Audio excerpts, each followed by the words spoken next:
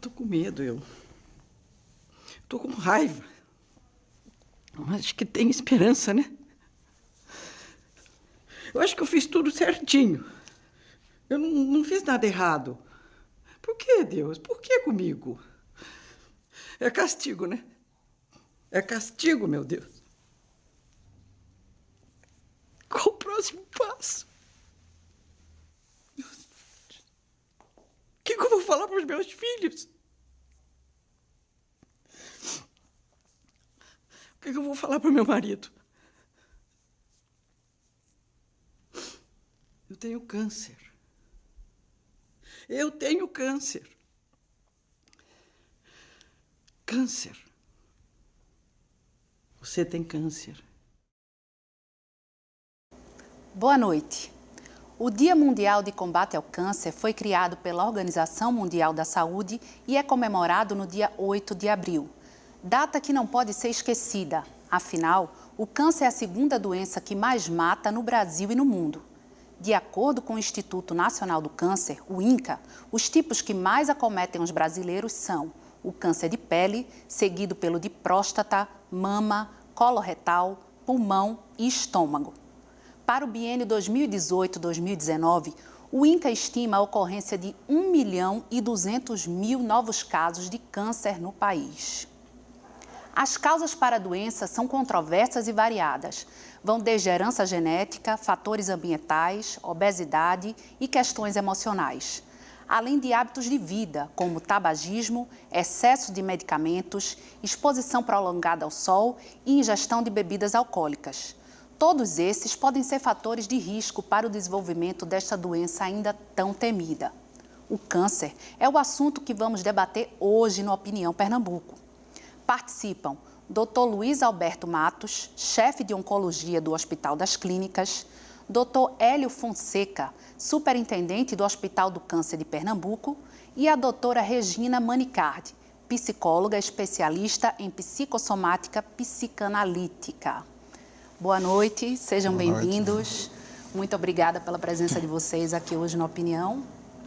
E eu gostaria de começar o programa levantando a seguinte questão. Posso começar com o senhor, doutor Luiz Alberto?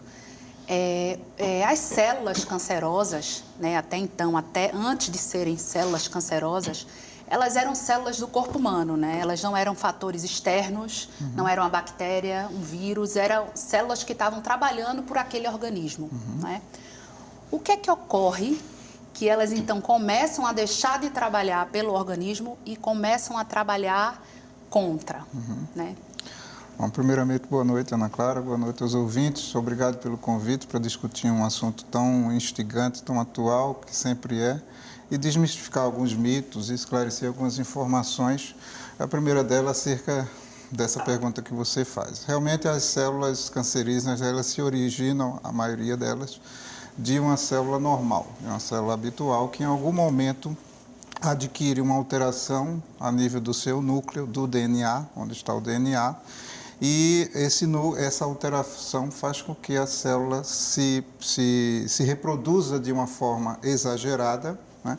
E a taxa de morte celular seja inibida, porque o câncer ele é resultado dessa combinação, uma proliferação exagerada das células e uma diminuição da morte celular. Toda célula normal, ela nasce, cresce, se reproduz e morre.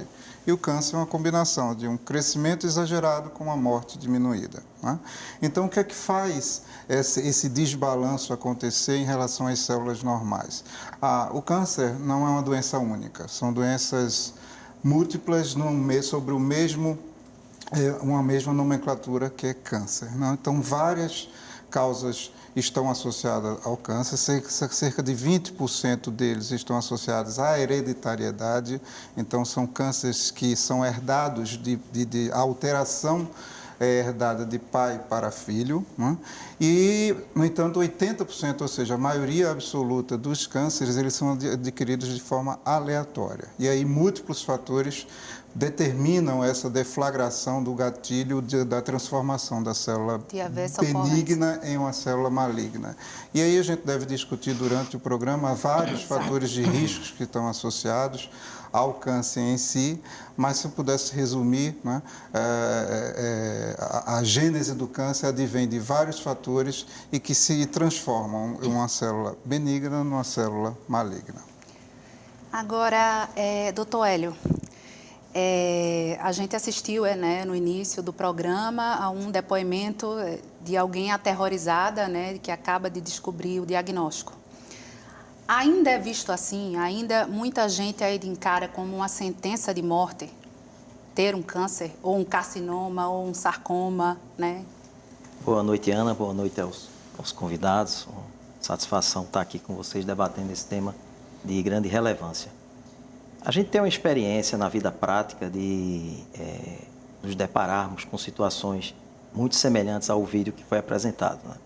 O diagnóstico transmitido para um paciente que vai ter um diagnóstico de câncer, na maioria das vezes, traz como uma sentença, né, de morte ou de não resolutividade para aquele problema. Mas eu creio muito que isso pode acontecer desta forma, desde que esse diagnóstico seja dado de uma forma mais tranquila. A gente precisa passar para o paciente, apesar da situação momentânea de um diagnóstico de uma doença difícil, que acomete não só o paciente, mas muitas vezes familiares, amigos, do ponto de vista do impacto que traz, não só diretamente para a saúde daquele paciente, mas para a saúde das pessoas que estão convivendo com aquele paciente. Mas a maneira como isso é transmitido para o paciente, explicando de uma forma mais acolhedora, humanizada possível, a gente pode amenizar de uma certa forma essa absorção da notícia por parte do paciente. A gente sabe que o câncer, como o Luiz Alberto já comentou, é um nome que se dá a um conjunto de mais de 100 doenças, né? E que para que essa doença se desenvolva, há uma necessidade de, uma certa forma, um desequilíbrio entre o sistema imunológico, o nosso mecanismo de defesa, em frente aos mecanismos agressores. Quando há esse desequilíbrio, onde ele já bem explicou, onde não se consegue criar esse equilíbrio do balanço da morte celular, há a proliferação de células e multiplicação de células de forma desordenada, descontrolada, que aí passa a formar os tumores que podem invadir órgãos e tecidos e causar disseminação da doença. É importante que nós tenhamos um bom relacionamento de forma muito objetiva com o paciente para fazer com que ele se sinta acolhido e encare, né, vamos dizer assim, o tratamento e as perspectivas de tratamento da melhor forma possível. Interessante que muita gente nem fala ainda, né, o nome câncer, ainda é um CA, né? Enfim, ainda até encarar o nome da doença é difícil para muita gente. Mas, doutora Regina, até que ponto as emoções, né, e mesmo o inconsciente, como dizia Freud, né, já que estamos falando com a psicóloga, até que ponto eles também têm um papel no gatilho para a doença? Olha, bom, primeiro, boa noite, também estou muito contente com o convite. Emoções a gente tem a todo momento, né? A partir do momento que a gente nasce, a gente se emociona e se sente afetado por qualquer experiência, né? Desde bebê. Então, as emoções não são ruins, né? Elas fazem parte do ser humano. A questão para a psicossomática, para a psicanálise, é como que o processamento desse estado emocional pelo psiquismo pode ou não ocasionar uma falha, então, e daí sim poder colaborar ou incrementar um acontecimento complexo como uma doença, como o câncer, né? Que na verdade é complexo, não dá para a gente dizer que a emoção causa nada, né? Mas o funcionamento psíquico, sim. E aí, pelos estudos, né, da psicossomática, a gente considera que um bom funcionamento psíquico, em algumas bases que são estabelecidas por essa teoria, colaboram, sim, para que esse evento físico não aconteça de uma forma grave, né? E, doutor Luiz Alberto, Um tumor que foi detectado como benigno, ele pode um dia ser maligno ou não? Um tumor benigno será sempre benigno? Qualquer pessoa pode ter um câncer também? Bom, aproveitar o gancho da sua pergunta, porque isso é uma dúvida recorrente em consultório ou na universidade, né? Tumor, né, eles podem ser benignos ou malignos. Quando a gente fala em câncer, a gente está falando de tumor maligno, tá?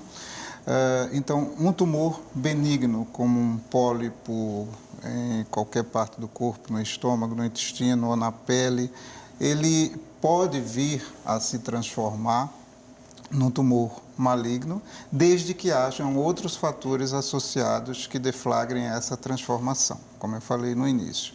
Então, os tumores benignos, eles são tratados como tais, não são cânceres, né, e são de fácil manejo e prognóstico muito favorável, né? Os tumores malignos, por seu turno, a depender do estágio em que eles são descobertos, eles podem ser curados, e aqueles que não são curáveis, eles são tratáveis, né? Que são termos também muito bem definidos em oncologia. Se a gente não tem condições de curar uma doença de um paciente, a gente tem condições de tratar aquela doença para que o paciente tenha uma sobrevida mais prolongada e com qualidade de vida associada. Então, é algo que tem que estar sendo sempre monitorado. Sempre. Dá para se dizer isso, Sempre. não é? Na verdade, antes de vir a ter o câncer, nós temos que estar alerta aos fatores de risco para a determinação do aparecimento de um câncer. Então, é cada vez mais frequente, né, nos consultórios de oncologia, nós atendermos pacientes que nunca tiveram câncer, ou seja, eles estão à procura de mecanismos para se prevenir, né? E aí estão procurando logo os oncologistas para isso? Em alguns casos, sim. Não sim. procuram, por exemplo, um clínico geral? Isso cada vez mais na oncologia nós temos visto a nível de consultório médico. E, doutor Hélio, a gente sabe, já foi falado aqui, a importância da detecção precoce, né, da doença, mas o senhor podia falar o quão importante é, como ela faz diferença de verdade, assim, para o paciente? Eu acho que a gente poderia até criar alguns conceitos aqui, deflagrar alguns conceitos, no sentido de que existe uma diferença em detecção precoce, prevenção e rastreamento de uma doença, né? A prevenção são ações que a gente possam ser realizadas no sentido de evitar que a doença aconteça. E ela pode ser uma prevenção primária, quando você promove uma ação de saúde, no sentido de melhorar e conscientizar melhores hábitos de vida, de não se expor a fatores que venham a desencadear a doença, e uma prevenção secundária, que nada mais é do que você já tratar possíveis lesões pré-malignas. Por exemplo, uma retirada de um pólipo, né, gástrico-intestinal, né, uma lesão no colo uterino que possa, com o tempo, desenvolver um câncer. A detecção precoce nada mais é do que você criar ações que permitam você já diagnosticar e tratar sinais e sintomas de uma doença já inicial, bem inicial. E aí você pode criar possibilidades de um bom tratamento e conseguir objetivar a cura desse paciente. Então, existe uma diferença. E, doutora Regina, você falou que não existe uma emoção que cause câncer, né? Que a gente não pode ser tão simplista assim e falar que determinada emoção provoca um câncer. Mas existem, por exemplo, a linguagem popular diz que quem guarda mágoa, por exemplo, existe algum padrão, pelo menos emocional, que está mais associado à doença? A gente pode falar nisso também ou não? Sim, veja, alguns estudos apontam que realmente determinadas experiências, como um luto, uma perda, né, importante, que perdure, né, e aí é que entra essa questão da elaboração, né, de uma experiência muito impactante que foi vivida e que, se isso perdurar, aí sim há uma correlação, né, com a ocorrência, né, de um câncer. De forma geral, a experiência que a gente vive, que marca e registra uma emoção que perdura durante muito tempo, você acabou de falar, guardar a mágoa, por exemplo, né? Normalmente a emoção ela é processada, ela tem uma ação no corpo, né? Ela é inclusive produzida no corpo, e que a gente, pelo psiquismo, a gente pode nomear essa emoção, a gente pode compreender, contextualizar o que aconteceu e encaminhar isso, dar um destino para isso, vamos dizer assim, né? Falando mais simplesmente. Mas esse processamento é que garante que isso não perdure, né, no organismo a ponto Processamento é fazer terapia. Podemos traduzir? Não necessariamente, não necessariamente. A terapia é um espaço que colabora justamente com essa possibilidade de processar, mas não é o único. Existem formas que as pessoas encontram, às vezes na própria cultura familiar, existem formas de lidar com tristeza, de lidar com mágoa, né? Tanto formas que podem prejudicar, ou seja, proibindo, né, manifestação de raiva, dentro da própria cultura familiar. E também, hoje a gente vive isso, né? Falando numa cultura maior, do contexto social que a gente vive, uma coisa que a gente vê é que tem que estar muito feliz, né? O tempo todo, isso. Não pode estar triste, não pode, né? Ou então já é uma depressão, né? As pessoas já nomeiam ou experimentam uma tristeza, né? Como depressão, e isso pode, então, facilitar esse processamento daquela experiência, né? Quando eu digo processar, por exemplo, um impacto muito grande de uma situação na nossa vida, a gente tem que, de alguma maneira, compreender isso, refletir sobre o que aconteceu, né?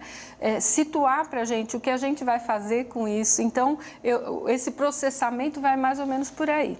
Quando isso não é possível, é que, então, essa emoção pode acompanhar aí um adoecimento físico. Ok. O intervalo é curto. Hoje conversamos sobre o câncer. Fique conosco.